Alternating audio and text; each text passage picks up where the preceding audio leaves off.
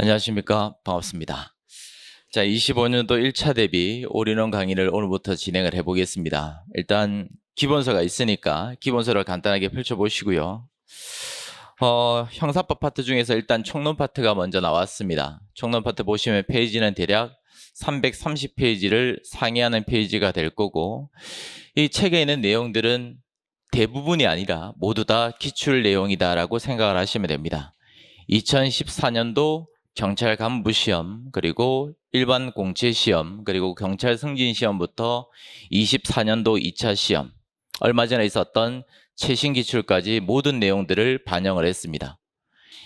2차 시험까지의 경찰 기출뿐만 아니라 법원 서기보 기출이라든지 경우에 따라서는 법원 행시 기출이라든지 검찰직 기출 내용까지도 모두 포함이 되어 있습니다.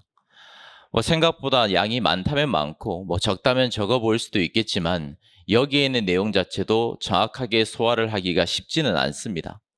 생각보다 쉽지는 않기 때문에 일단 기출 강의 들어가기 전까지 기본서에 있는 내용들을 계속 반복을 해 주셔야 돼요. 나중에 제가 따로 OT를 할 때 강조를 드리겠지만 결국 반복 말고는 살 길이 없습니다. 이 형사법이라는 과목 자체가 중요하기도 하고 비중도 높지만 양이 상당히 많은 과목이다 보니까 단기간 내에 정리하기가 쉽지 않습니다. 그런데 내년에 1차 시험 대비 여러분들이 고득점을 받기 위해서는 어떻게든 지금부터 기본서를 다독을 하셔야 되고, 혹시라도 개중에 기출문제지를 가지고 계신 분들이라면 굳이 제 책이 아닌 경우라 할지라도 가지고 계신 기출문제지를 병행을 하셔가지고 계속 반복을 해주셔야 돼요. 그래서 계속 양을 줄이셔야 되지, 지금부터 다독을 하지 못하면 막판에 가서 양에 치여서 절대로 점수를 받아낼 수가 없습니다. 강론책 같은 경우는 추석이 끼어있기 때문에 바로 출간이 되진 않을 거고 편집하고 있는데 추석 끝나고 난 다음에 바로 강론 계전은 나올 겁니다. 그렇게 알아주시면 될 것 같고, 그리고 자료 2장을 제가 나누어 드렸습니다. 처음 공부하시는 분들은 자료 2개를 펼쳐보시고, 개간도 1장이 있고요. 개간도 1장이 있고 판서노트, 필기노트가 있습니다. 개간도는 오늘 중점적으로 설명드릴 내용들이고, 판서노트가 있죠. 매 회차마다 저는 판서노트를 제공해 드릴 겁니다. 그래서 여러분들은 굳이 판서를 하실 필요는 없습니다. 판서노트를 보시고 수업 내용에만 정확하게 집중을 해주시면 됩니다. 굳이 판서에 집착을 한다고 중요한 부분을 놓치시면 정작 중요한 것들을 놓치는 바람에 점수가 안 나올 수가 있으니까 수업 내용 자체에만 집중을 좀 해주시고, 필요한 부분은 제가 따로 가피를 해드리겠습니다. 보충을 해드릴 거니까 판서노트를 보고 수업을 진행한다라고 생각을 하시면 되겠습니다. 본격적으로 수업에 앞서서 OT 강의를 간단하게 진행을 하고 난 다음에 본 강의 들어가겠습니다. 제가 매년 하는 이야기고 경찰직 강의뿐만 아니라 타직열 강의, 제가 법원직 강의를 오래 했거든요. 법원직 강의가 되든 또는 경찰 간부 시험이 되든 타직열 강의 가서도 항상 하는 이야기들인데, 처음 공부하시는 분들은 생소할 수 있겠지만 공부를 하신 분들은 좀 지루할 수도 있습니다. 그냥 편안한 마음으로 좀 들어보시고, 목차를 보시면 과연 강사가 무엇을 해야 될 것인가, 그리고 여러분들은 어떤 자세로 앞으로 임해야 될 것인가, 그리고 처음 공부하신 분들이 계시니까 형사법을 공부할 때는 처음 공부할 때 어떤 방법을 통해서 공부를 해야 될 것인가, 이런 순서에 따라서 간단하게 OT를 좀 진행을 해보겠습니다. 학원이 존재하는 이유 아주 간단하죠. 모르니까 학원에 찾아오는 거죠. 경찰직 공무원이 되기 위해서는 어떤 책을 봐야 될 것인가, 어떻게 공부를 해야 될 것인가, 어떻게 공부를 하면 단기간에 합격을 할 수 있을 것인가, 여러 가지의 고민을 가지고 심사숙고를 해서 여러분들은 학원을 선택했을 것이고 이 자리에 앉아 있을 겁니다. 그러면 결국에는 학원이 해줘야 되는 부분은 그 고민을 해결해 줘야 되겠죠. 강사 역시도 그러한 고민을 해결을 해줘야 될 겁니다. 저는 앞으로 남아있는 시간 동안 여러분들하고 같이 그러한 고민을 해결하기 위해서 진지한 노력을 할 것이고, 여러분들은 이 자리에 앉아 있고 그러한 결심이 섰다라면 이 학원을 믿고 강사를 믿고 그대로 따라오시면 됩니다. 주변 사람들하고 계속 비교하시는 분들이 상당히 많아요. 학원을 비교를 하든 또는 강사를 비교를 하든 또는 책 자체를 비교를 하든 또는 사람 자체를 비교하는 경우도 있습니다. 나중에 시간이 지나서 막판에 가면 모의고사를 치게 될 것이고 점수가 나올 거예요. 나도 나름대로 1년 동안 열심히 공부를 한다고 했는데 누구는 90점, 뭐 92.5점 점수가 안정적으로 잘 나오는데 나는 항상 왜 50점밖에 안 나올까? 나도 저 책을 봐야 되는가? 이 책을 버려야 되는가? 여러 가지 고민을 가질 수가 있어요. 이게 사람인지라 욕심이 나다 보면 여러 가지 생각이 날 수도 있고 비교할 수도 있지만 공부라는 것은 결국 마이웨이입니다. 마이웨이. 자기 자신을 믿으셔야 돼요. 특히 처음 공부하시는 분들. 앞으로 공부하는 과정에 힘든 과정이 여러 가지가 있을 겁니다. 뭐 개인적인 문제가 있을 수도 있고 또는 가정적인 문제가 있을 수도 있고 여러 가지 문제가 있을 수도 있겠지만 그러한 것들을 스스로 이겨내실 수가 있어야 됩니다. 그 과정을 거쳤을 때 여러분들이 합격을 도달할 수 있다고 믿으시고요. 그래서 이러한 것들을 저는 같이 해결을 드릴 예정이다. 두 번째, 수험생의 자세, 상당히 중요한 부분이죠. 이 자리에는 공부를 하신 재시생분들도 앉아 계시고 처음 공부하시는 초시생들도 앉아 계시는 걸로 알고 있습니다. 여기 앉아 계실 때는 나름대로 큰 포부를 가지고 간절함을 가지고 이 자리에 앉아 계실 거예요. 나름대로 부모님한테 아쉬운 소리 했을 것이고 돈 달라고 했을 것이고 그리고 여러 가지 것들을 포기한 상태에서 이 자리에 앉아 계실 겁니다. 그만큼의 기회비용을 여러분들은 벌써 지출을 한 거예요. 그러면 많은 것들을 포기하고 이 자리에 앉아 계신다라면 그 포기한 것 이상 무엇인가를 가져가야 되겠죠. 여러분들이 지금 생각하고 있는 그 꿈, 소망 가볍게 생각하실 필요 없습니다. 상당히 중요한 문제예요. 여러분들 나이를 제가 정확하게 일일이 알 수는 없지만 저도 여러분들 나이대가 있었습니다. 뭐 20대가 있었고 30대가 있었고 그때는 저도 잘 몰랐어요. 그렇게 소중한 줄 잘 몰랐습니다. 근데 막상 지나가 보니까 그 시점에서 내가 생각했던 꿈, 소망들이 정말 중요한 것들이었구나. 간과하면 안 되는 것들이었구나. 그런 것들을 나중에 알게 된 것이니까 여러분들이 지금 생각하고 있는 그 꿈을 가볍게 여기지 마시고 소중하게 생각을 해주실 것을 부탁을 드리겠습니다. 그러면 결국 여러분들은 수업에 빠지면 되겠습니까? 안 되겠습니까? 수업에 빠지시면 안 돼요. 제가 매년 부탁을 드리건데 수업만큼은 최대한 빠지시면 안 됩니다. 왜 그러냐면 나중에 뒤에 가서 따라잡을 수 있다라면 뭐 경우에 따라서 빠질 수도 있겠죠. 사람이 살다 보면 뭐 급박한 일이 있을 수가 있으니까 빠질 수도 있겠지만 특히 처음 공부하시는 분들은 한 번 빠지기 시작하면 두 번 빠지고 세 번 빠지고 버릇이 되기 시작하는 거고 그리고 한 번 빠지기 시작하면 밀린 진도를 따라잡기가 쉽지 않습니다. 형사법만 공부하는 게 아니잖아요. 여러분들 헌법도 공부하셔야 되죠. 경찰학도 공부하셔야 되죠. 그리고 계속 복습도 하셔야 되고 기출도 풀어야 되고 공부할 거는 점점 늘어나고 있는데 한두 번 계속 빠지기 시작하면 밀린 진도를 따라잡을 수가 없고 형사법 전체의 체계가 잡힐 수가 없어요. 수업에 와서 조는 것까지는 저는 어떻게 할 수는 없습니다. 뭐 졸 수도 있죠. 피곤하면. 집중 못할 수도 있죠. 피곤하면. 그런 부분까지 제가 일일이 터치를 할 수는 없겠지만 여러분들이 가지고 있는 꿈을 소중하게 생각을 하시고 시간을 허비하지 말자. 수업만큼은 제깍제깍 시간을 지켜주시길 부탁을 드리겠습니다. 세 번째, 밸런스 유지. 뭐 재시생들 분들 중에서도 지키고 계신 분들도 있을 거고 지키고 있지 못한 분들도 계실 겁니다. 초시생분들은 밸런스 유지를 잘 해주셔야 됩니다. 마라톤이에요. 오늘 반짝 오늘 공부하고 끝나는 문제가 아니죠. 내일도 공부해야 되고 다음 주도 공부해야 되고 한 달, 두 달, 석 달, 내년 상반기까지 미친 듯이 달려야 됩니다. 오늘 공부 반짝 잘 된다고 14시간, 16시간 달렸다가 내일 하루 날려버리고 모레 날려버리면 도로함이 타버립니다. 공부 안 한 것보다 못해요. 밸런스가 무너져 버리기 때문에. 사람들마다 절대량이라는 게 있습니다. 절대량. 뭐 어떤 사람들은 하루에 10시간 공부해도 부족하다고 느낄 수가 있는 것이고 어떤 사람은 하루에 6시간만 공부해도 나 오늘 미친 듯이 공부 많이 했어. 공부 안 해도 될 것 같아. 그렇게 생각하시는 분들이 있겠죠. 100명이 있다면 공부 방법은 100가지가 있습니다. 시중에는 여러 가지의 합격 수기가 떠돌아다니고 있죠. 좋아 보인다. 이거 픽. 이대로 해야지. 여러분들한테 맞지 않습니다. 이거 좋아 보인다. 픽. 이대로 해야지. 여러분들한테 맞지 않습니다.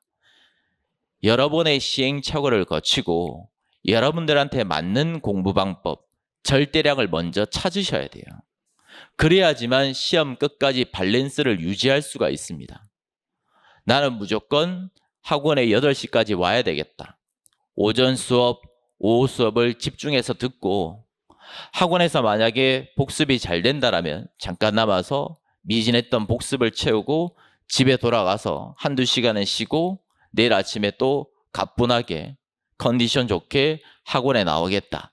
나름대로 일주일 정도 연습을 한번 해보시고 자기가 어느 정도까지 공부를 하면 좋은 것인가, 컨트롤을 할 수가 있는 것인가를 체크를 해보십시오. 초반부터 무리하게 달리시면 안 돼요. 초반부터 무리하게 달려버리시면 정작 중요한 12월, 1월, 2월에 퍼져버립니다. 퍼져버려요. 그럼 지금 상반기 때 아무리 공부 열심히 하면 뭐해? 막판에 반복을 못하는데, 막판에 해독을 뽑아내지 못한다면 절대 고득점이 나올 수가 없어요. 책 정리 첫날 백날 하면 뭐합니까? 보지를 못하는데. 밸런스 유지 정확하게 해주시고, 네 번째, 자기 스스로 항상 되뇌어 주십시오. 할 수 있다고. 할 수 있다고. 분명 힘든 과정 있을 수 있다고 했죠. 형사법 공부하다 보면 어려운 파트도 있을 거고 이해가 안 되는 경우도 있을 거고 또는 몸이 안 좋아서 빠질 수도 있는 거고 가정사가 생길 수도 있는 거고 살다 보면 여러 가지 힘든 점이 생길 수가 있어요. 하지만 인생사가 원래 그런 겁니다. 원래 그런 거예요. 살다 보면 그거보다 더 힘든 일도 분명 생깁니다. 그냥 내 인생이 이런가 보다. 하지만 내가 이겨내야 되겠구나. 내가 이겨내야 되겠구나 하고 생각하시고 자기 스스로 계속 할 수 있다, 할 수 있다, 할 수 있다고 되뇌셔야 됩니다. 그래야지만 시험까지 여러분들이 쭉 달릴 수가 있지. 만약에 조금이라도 나약해져 버리면 처져 버려요. 밸런스 무너져 버리고 수업 안 나와버리고 시험 응시 안 해버리고 중간에 일주일, 2주일 슬럼프 와가지고 나와버리는 순간 회복하기 쉽지 않습니다. 힘들수록 어금니를 꽉 무셔야 돼요. 농담 아닙니다. 진담이에요. 그래서 저는 예전에 책상 앞에다가 뭐라고 붙여놨냐면 개박살이라고 붙였어요. 개박살. 뭐든지 앞에 걸리적거리는 것은 개박살 내버리겠다. 그 정도로 하나만 집중을 하겠다는 거죠. 제가 뭐 강성이라서 그런 게 아니라 그 정도로 뭔가 하나를 선택을 했다면 그 하나만 내가 어떻게든 무너뜨리겠다, 정복을 하겠다는 의미에서 항상 그렇게 되뇌었습니다. 그래서 항상 반복을 좀 해주시고 학습에 대한 문제로 갑시다. 중요하죠. 학습, 배우고 익힌다는 말입니다. 보통 초시생들이 오해를 하고 있는 부분이 뭐냐면 배우는 부분을 공부하고 있다라고 착각을 합니다. 배우고 있는 것은 공부하고 있는 게 아니에요. 자기 스스로 반복을 하면서 익히는 게 공부를 하는 겁니다. 학과 습이 결합이 되었을 때 공부가 되는 것이지 배우는 과정, 학만 있었을 때는 공부가 아닙니다. 그래서 수업을 하는 과정에 그날 공부했던 내용을 배웠다면 거기서 끝내면 안 되겠죠. 당연히 뭐 해야 되겠습니까? 복습을 해야 됩니다. 습을 해야 된다고. 익혀야 된다고. 익히지 못한다라면 그날 공부했던 강의 내용은 의미가 없어요. 여러분들 천재가 아니잖아요. 한 번 들었다고 6개월, 1년, 2년 동안 기억하실 수가 있습니까? 물론 아주 단순한 내용이었다면 제 이름 3단어 정도였다면 암기할 수 있겠죠. 하지만 이 모든 내용들, 이 많은 내용들을 6개월 이상 그리고 여러분들이 실무에 가서서도 계속 기억을 반복하고 되뇌이기 위해서는 계속 반복을 해주셔야 돼요. 어디에 방점? 학이 방점이 아니라 습이 방점입니다. 스스로 반복을 하고 익혀주셔야 되지 반복을 하지 않고 농땡이 부리고 PC방 가버린다든지 친구가 한 잔 먹자고 나가서 한 잔 마셔버린다든지 그냥 나태해져 버리면 진도 계속 밀려버리고 수험 기간이 계속 딜레이 되면 결국 여러분들만 힘들어지는 것이기 때문에 명심해 주실 것을 부탁을 드리겠습니다. 세 번째, 형사법의 공부방법. 재시생들은 당연히 알고 계시는 내용들일 거고 처음 공부하시는 분들은 처음 보시는 내용들일 건데, 일단 형사법을 공부하는 과정에 여러분들이 형사법이라는 과목을 공부해 본 적이 없습니다. 재형법정주의가 무엇인지, 미수가 뭔지, 공범이 뭔지, 재수가 뭔지, 형벌론이 뭔지 개념 자체를 모르시니까 올인원 이론 강의를 들으실 때는 초시생들은 일단 기본 개념부터 정확하게 숙지를 하자, 이해하자라고 생각을 하시고, 그리고 난 다음에 범죄의 성립 요건을 정확하게 검토를 하실 수가 있어야 됩니다. 우리는 앞으로 여러 가지 범죄를 공부할 거예요. 살인죄도 공부할 거고요. 절도죄도 공부할 거고, 횡령죄, 배임죄, 기타 등등의 범죄를 공부할 건데, 그냥 시험에서 판례가 나온다고 판례에 있는 내용을 달달 암기하는 게 중요한 게 아니라, 달달달 암기하는 부분은 여러분들이 노력을 조금만 투여를 했다면 시간이 지나면 어느 정도는 되어 있습니다. 그거보다는 처음 공부하실 때는 요건이 더 중요해요. 절도죄라는 범죄가 성립되기 위해서는 어떤 요건을 구비해야 될 것인가? 횡령죄라는 범죄가 성립되기 위해서는 어떤 요건을 구비를 해야 될 것인가? 이게 왜 중요하냐면, 형사법은 양이 많은 과목이다, 적은 과목이다. 많은 과목이라고 했죠. 그 많은 판례들을 처음부터 끝에까지 여러분들이 암기를 못합니다. 정리를 못해요. 그럼 여러분들 집에 가시면 데스크탑이 되든 노트북이 되든 딱 컴퓨터 전원 켜시면 모니터 앞면에 뭐가 나옵니까? 폴더가 나오잖아요. 폴더를 왜 만드는 거죠? 정리하기 쉽게 하기 위해서 폴더를 만들어 두는 거죠. 역시 마찬가지입니다. 요건을 먼저 하나씩 폴더처럼 정리를 하고 난 다음에 그 요건에 맞는 쟁점들, 요건에 맞는 판례들을 한 땀 한 땀 정리를 하는 겁니다. 일종의 가지치기다라고 이야기를 해요. 그렇게 여러분들이 접근을 하셔야지만 손쉽게 그 많은 판례들이 어느 정도 정리가 될 수 있는 것이지, 그러한 요건도 모르고 있는 상태에서 처음부터 끝에까지 그 많은 판례들을 정리하실 수는 없습니다. 그래서 제가 강조를 드릴 때는 그 요건 개념을 정확하게 숙지를 하시고, 그리고 가장 중요한 부분이라고 볼 수가 있습니다. 해석론에 대한 부분인데 판례의 법리에 대한 부분이에요. 물론 올해의 시험도 마찬가지였지만 이야기가 나온 김에 올해 2차 시험 내용을 간단하게 언급을 해보면, 학원에서는 저보고 총평 강의를 해달라고 했지만 저는 찍지는 않았습니다. 원래 그런 거 좋아하는 스타일도 아니고, 제 책에서 몇 지문 나왔습니다, 제 책 봤으면 몇 점 나왔습니다, 그런 거 저는 좋아하지 않습니다.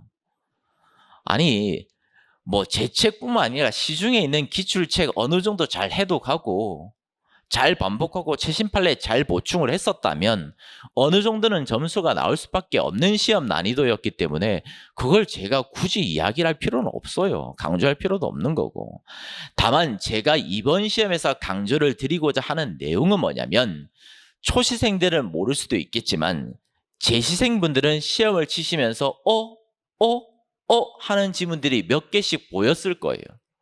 분명 본 거는 같은데 막상 정답을 맞춰보면 틀린 문제였어요. 이게 옳은 지문 아니었어? 틀렸다고? 이거 틀린 지문 아니었어? 옳았다고? 이런 지문들이 종종 보이는데, 그런 지문들이 책에 없는 지문들이 아닙니다.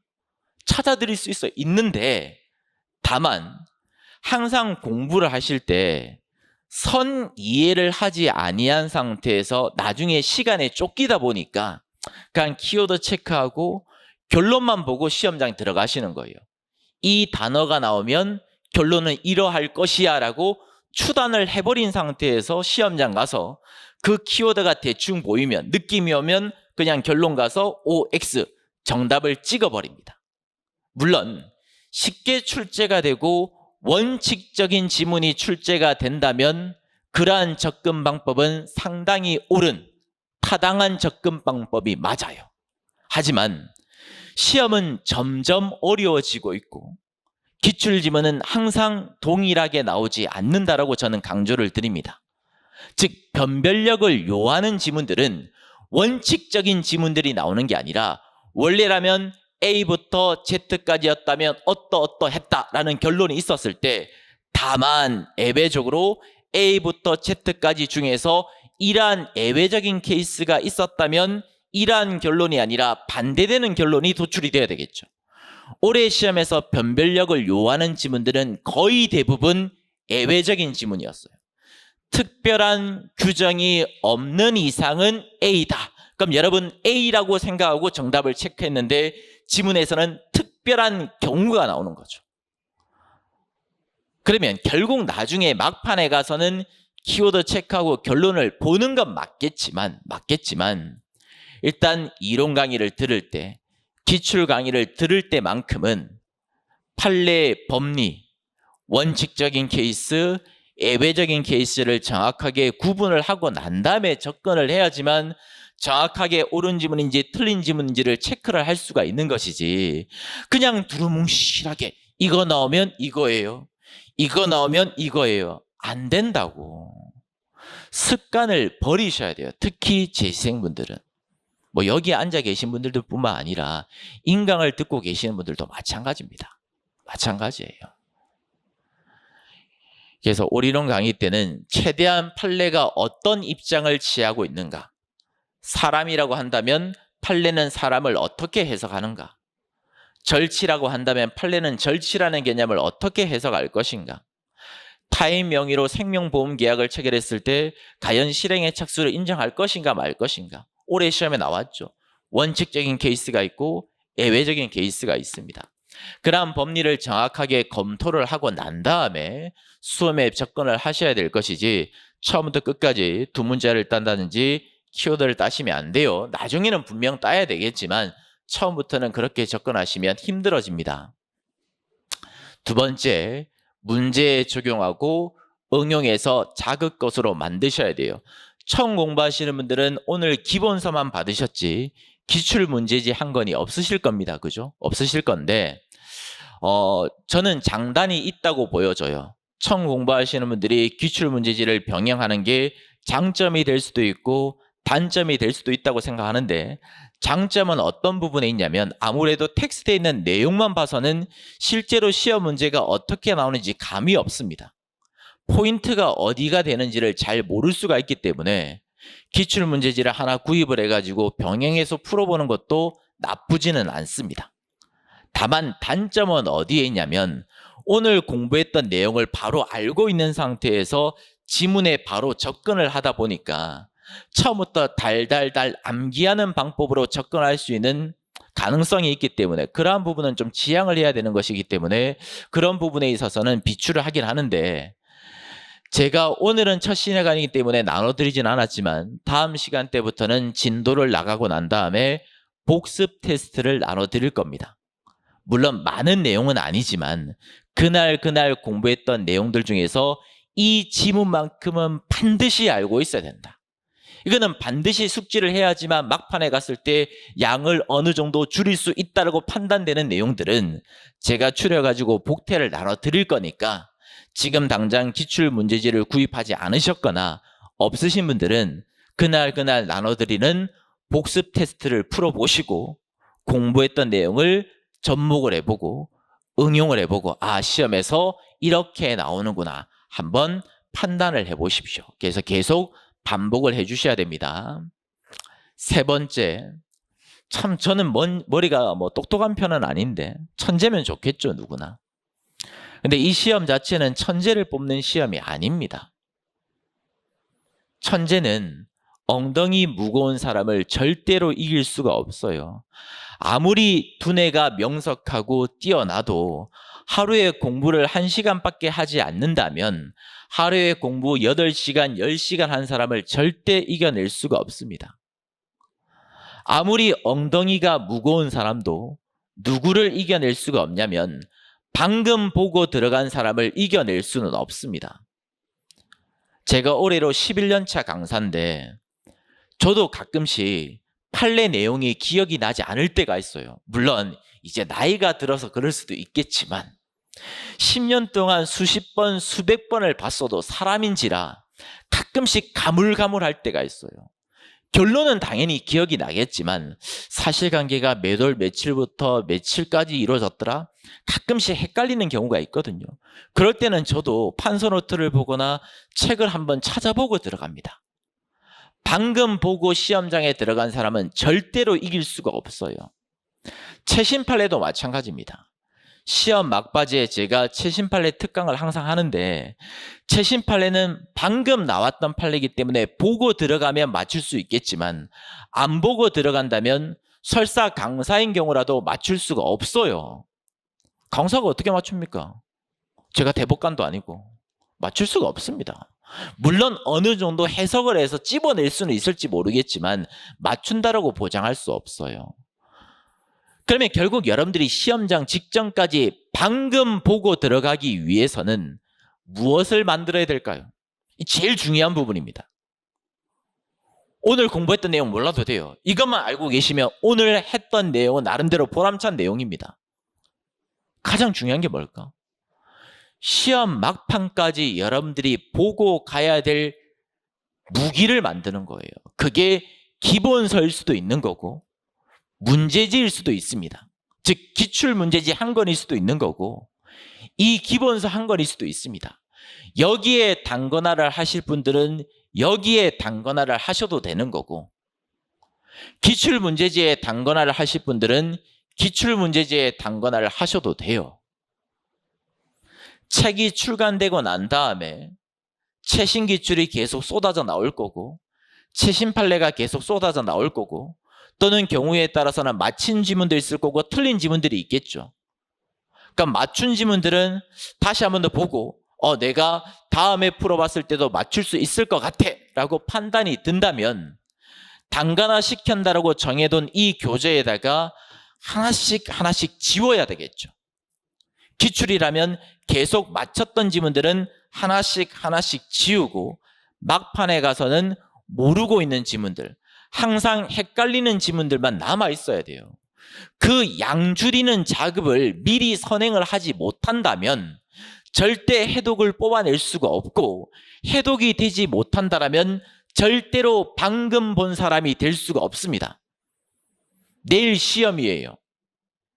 형사법 기출문제지가 1500페이지 정도 됩니다. 가장점 못해서 시중에 있는 것들이 보통. 그러면 내일 시험인데 하루 만에 1500페이지 보고 들어갈 수 있습니까? 보고 들어갈 수가 없어요. 내가 아무리 천재라도. 그러면 내일 시험인데 오늘 적어도 한 바퀴 돌리고 들어가려면 양을 미리 줄여야 됩니까? 줄이지 않아야 됩니까? 줄여야 되겠죠. 적어도 300페이지에서 아무리 제가 폭넓게 인정을 해줘도 400페이지 언저리까지는 줄여야 됩니다. 그래야지만 하루 종일 빠르게 훑어보고 경찰학도 눈에 바르고 들어갈 수 있는 거예요. 그 과정을 거치지 못했기 때문에 나름 공부는 열심히 했지만 항상 점수가 안 나오는 거예요.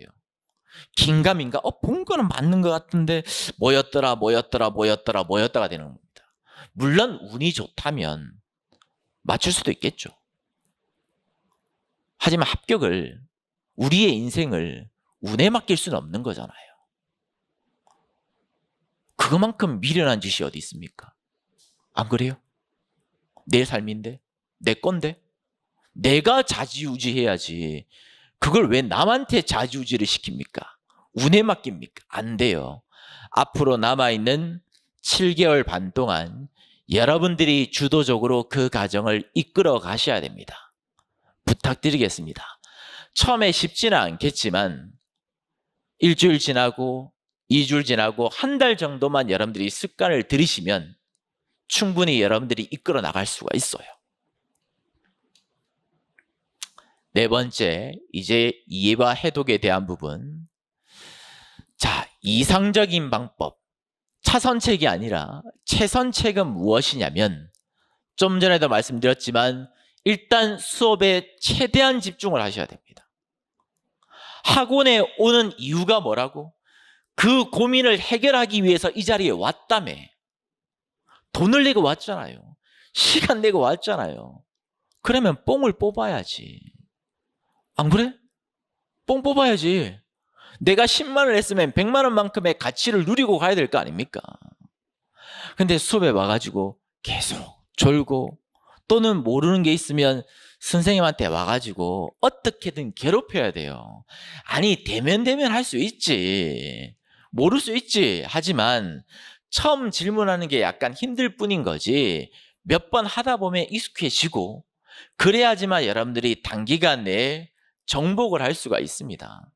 여러분들이 가고 있는 길이 정확하게 올바른 길인지 여러분들은 모르잖아요.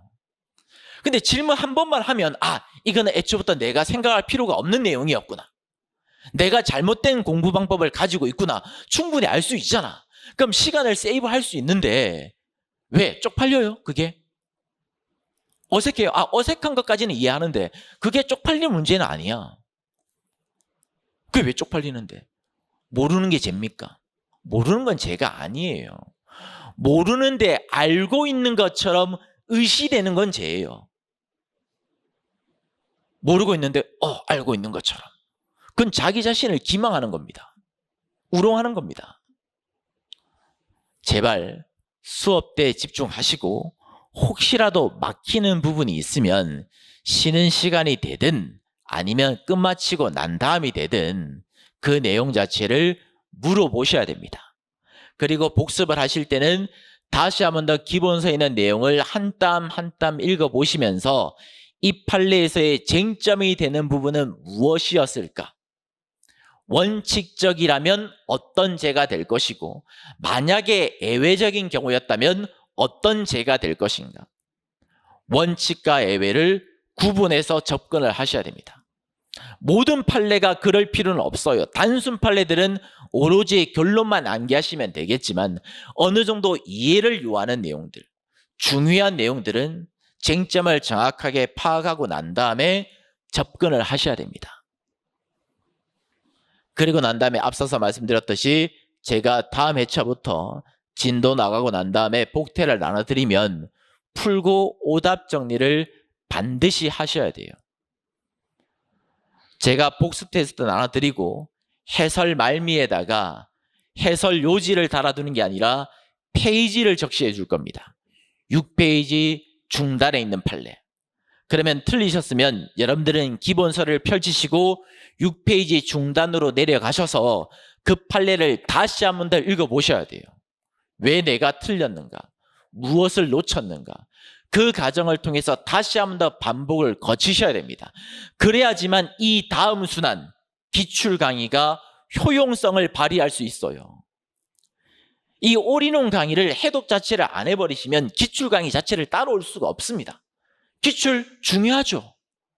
아무리 강조해도 지나치지 않을 만큼 중요한 거 저도 알고 있어요. 하지만 중요하다고 그 과정을 반복했다고 무조건 점수가 나오냐라고 물어본다라면 그건 아니라는 거거든. 그다음에 이제 하단에 가시면 최대한 이 강좌 때는 이해를 하시고요, 해독을 하시고, 그리고 단건화시킬 수 있는 무기를 마련하는 전초다라고 생각을 하시면 되겠습니다.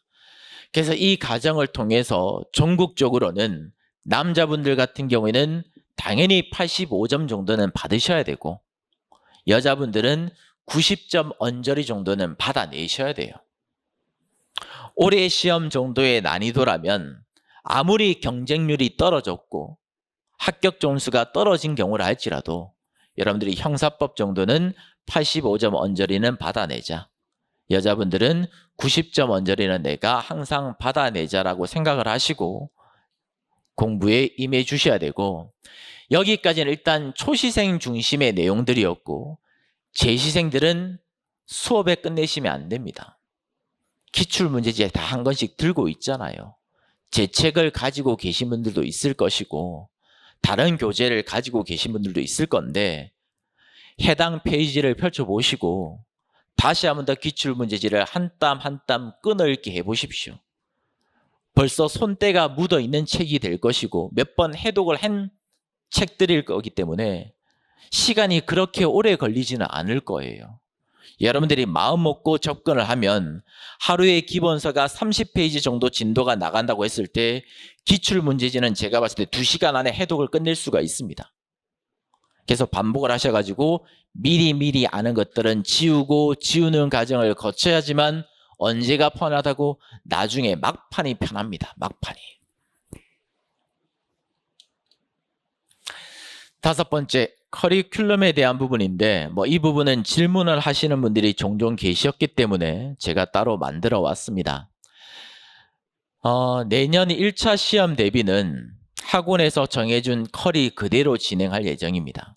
제가 2차 대비 때는 어쩔 수 없이 시간이 4개월도 채 안 남은 시점이었고, 안 남은 시점에서 제가 이론 강의, 기출, 동영까지 다 할 수 있는 시간적 여유가 없었기 때문에 그냥 기출책 한 권으로 강의를 진행을 했던 거고, 1차 강의 같은 경우에는 기본 강의하고 심화 강의를 플러스 합의를 해서 올이론 이론 강좌라는 명칭으로 이론 강의를 진행을 할 겁니다. 보통 일반적으로 경찰직 수험시장이 되든 또는 법원직 수험시장이 되든 검찰직 수험시장이 되든 보통 어떻게 진행이 되냐면 기본 강의 한 번, 그리고 심화 강의 한 번, 그리고 기출 강의, 또는 경우에 따라서는 진도면 문풀 또 하고 동영으로 들어가요. 그래서 보통 5순환을 거칩니다. 물론 이러한 순환 강의는 매우 좋은 장점을 가지고 있습니다. 어떤 장점이 있겠습니까? 반강제로 회독을 시켜줘요. 여러분들이 공부를 하기 싫어도, 책 보기 싫어도 일단 수업만 잘 따라가면 한 번은 봤겠지. 대충 맛배기라도 한 번 봤을 거고, 심도 있게 한 번 더 봤을 거고, 기출 풀면서 한 번 또 봤을 거고, 또 봤을 거고, 또 봤을 거고, 적어도 5번은 보게 되겠죠.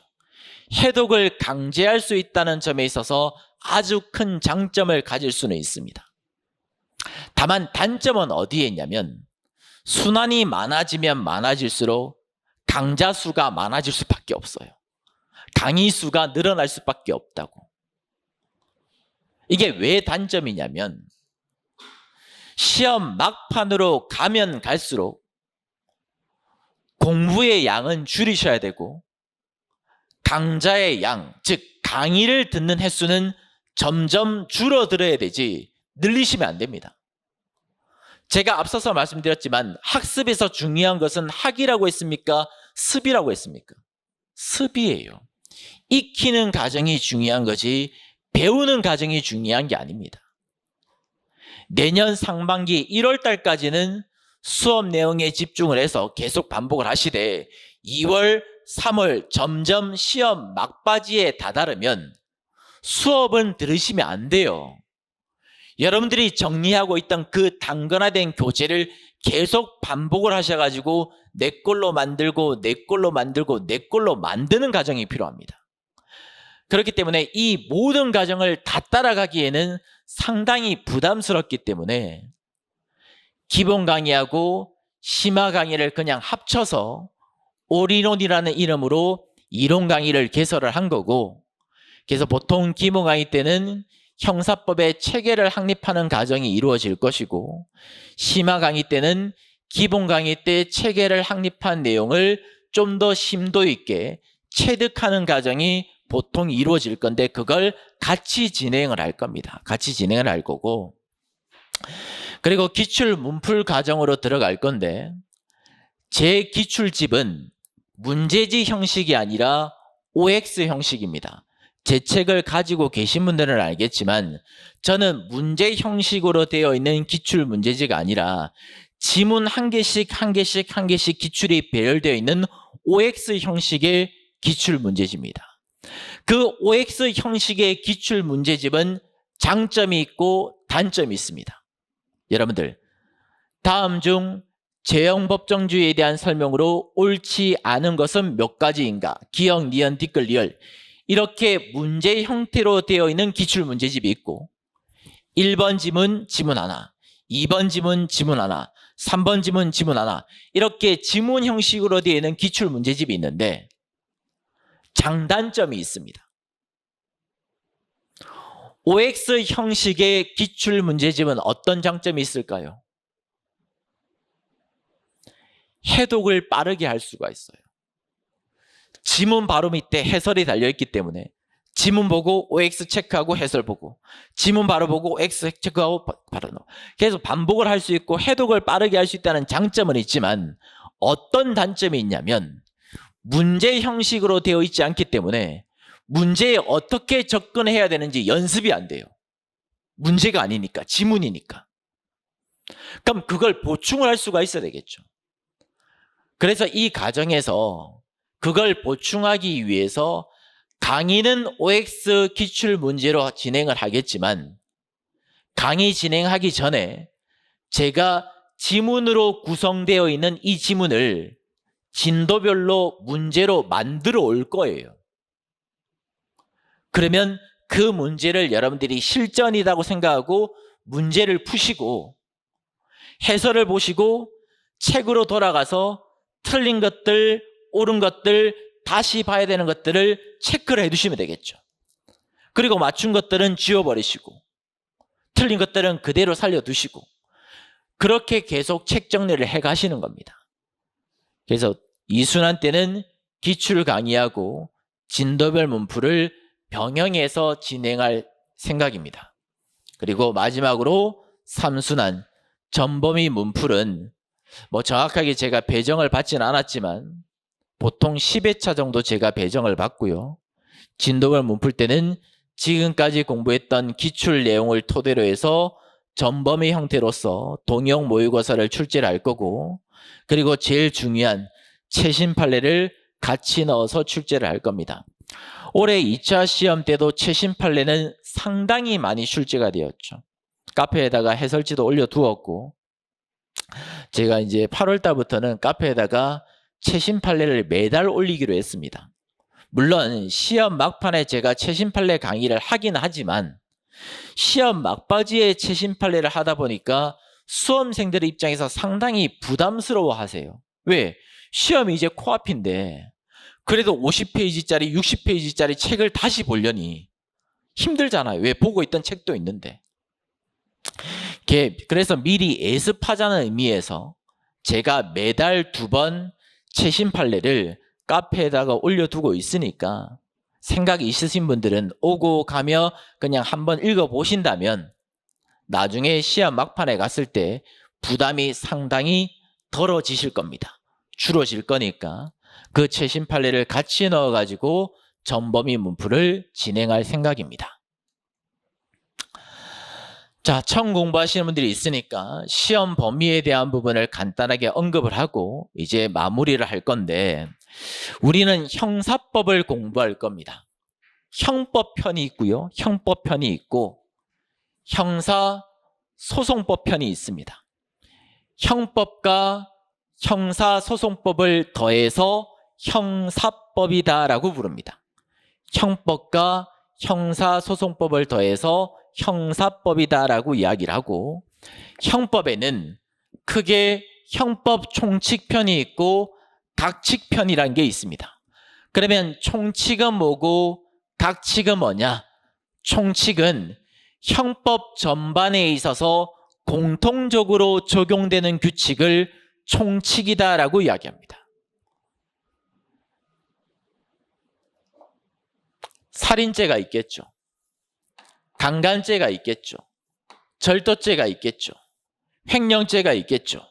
우리가 앞으로 수많은 범죄를 공부할 건데 중첩적으로 적용되는 규칙, 교집합이 있겠죠. 여기에 대한 논의를 총칙이다라고 이야기를 하고 개별적인 범죄마다 필요한 요건, 규칙을 우리는 각칙이다라고 이야기합니다. 살인죄가 되든 강간죄가 되든 절도죄가 되든 무엇을 공통적으로 필요하죠? 주체가 필요하겠죠. 어떤 행위가 있어야 되겠죠. 객체가 있어야 되겠죠. 공통적인 규칙을 총칙편에서 공부하는 것이고 개별적인 범죄마다 필요한 규칙을 각칙편에서 공부한다라고 생각을 하시고요. 총칙 부분하고 각칙 부분의 출제 비중은 45%하고 55% 거의 반반이다라고 생각을 하시면 됩니다. 총칙편에서 50%, 각칙편에서 50%가 출제가 될 것이고 형법편에서 총 몇 문제가 출제가 되냐면 올해 시험도 마찬가지였지만 27문제 반, 28문제가 출제가 되지 않습니다. 27문제는 오로지 형법 문제가 출제가 되고요.